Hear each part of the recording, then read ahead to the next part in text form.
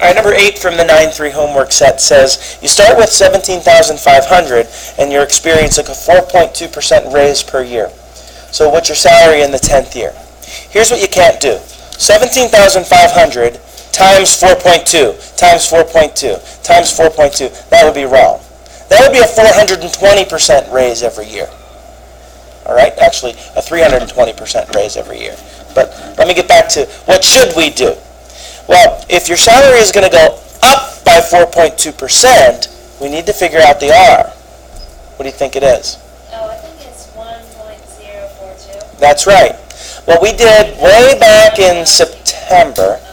Because the 1 allows you to keep what you own. Because if you didn't factor that in, it'd be decreasing by that instead. That's right. If you only multiplied by 0.042, you'd be losing 95.8% of your salary every year. Right? If you multiply by 0.042. The 1.042 makes you retain, as Lauren said, the 100% of what you had, plus 4.2% more. So that's a concept from way back in September that I hope you pulled with you. All right, so this is your R. Got it? So they want to know in the 10th year of work. So what's your salary? If they say, what is your salary in the 10th year? Do they want U10 or S10? That's the question. Why do you think it's U10, sir? It's not the total amount of your earnings, called your career earnings. It's your salary that year. So it is the 10th term. Not this, this. So for you or me, to get to the 10th term in this geometric series, you're going to have to do U1. What's U1? 17,500 times the ratio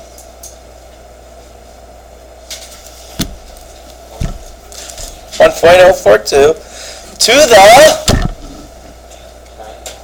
9th. The formula back there says it's U1 times R to the n minus 1. So you got to take R to the n minus 1. It's the purple formula above the sum formula that's circled. UN equals U1 times R to the n minus 1. If you're going to use U1 here, you need n minus 1 there. If you're going to just use an n up here, this needs to be U0. Okay? So U10 should come out to 25,342. And 39 cents. Don't shortchange yourself. You should get the same thing if you use U0 with the nth power, with the 10th power, or U1 with the 9th power. Okay? Let's see. What's the total amount you earned in 10 years? Now what are they asking you for? The sum. So in B, they want the sum of the 10 terms. Should we continue, or did it kind of clear up? Was R the question? Keep going. Okay. So S10. Ready? The formula is either U1 times 1 minus R to the nth over 1 minus R. Actually, let's stop there. Can we use that easily? I think we know all the parts. What's the first term? The students said 17,500. Feverishly, they're so excited. Okay. Times 1 minus, what's R? The students said 1.042.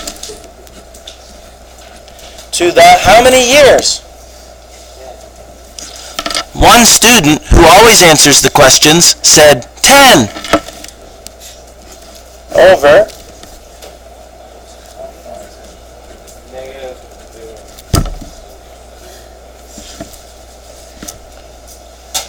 Negative what? Alright. So you get, I'm not going to show you how to punch numbers into a calculator, but I'm going to tell you the answer is 212,000. Woohoo! $1,065.89. How long must you work at this job before your total earnings exceed $1 million? Ready? Take your formula, plug in $1 million for the sum, solve for n. Solve for the number of years you're going to need logs. The student who always corrects me said it says exceeds 1 million, not equals 1 million. But I contend that if we find where it equals 1 million, that'll be the year where it begins to exceed 1 million. Thanks. Okay. 1 minus r to the n over 1 minus r. You're going to have to use logs to find n.